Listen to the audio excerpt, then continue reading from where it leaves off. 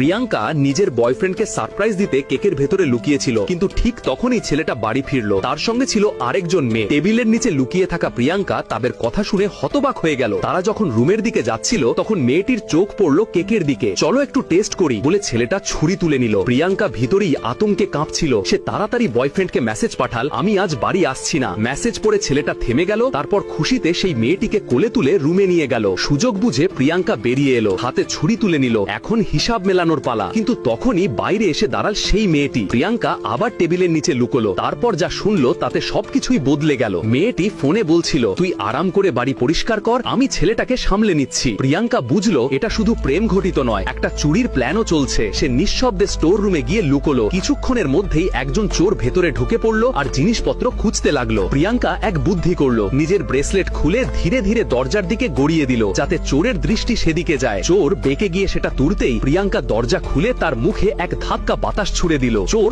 অচেতন হয়ে গেল। চেতনা ফিরতেই সে নিজেকে বাধা অবস্থায় দেখলো। কিন্তু প্রিয়াঙ্কা পুলিশ ডাকলো না, বরং বলল, তোমার দুটো অপশন আছে, পুলিশ বা আমার কথা মানা। চোর দ্বিতীয়টা বেছে নিল। কি করতে হবে সে জিজ্ঞেস করলো। প্রিয়াঙ্কা হেসে বলল, আমার বয়ফ্রেন্ডের সবকিছু চুরি করতে হবে, অন্য কারো নয়। চোর রাজি হয়ে গেল। প্রিয়াঙ্কা তার হাত খুলে দিল, নিজের ব্রেসলেট তুলে নিল এবং দরজায় একটা নোট টাঙিয়ে বেরিয়ে গেল। নোটে লেখা ছিল, আমি ফিরে এসেছি। কিছুক্ষণ পর ছেলেটা বাইরে এলো। প্রিয়াঙ্কা নেই, শুধু দরজায়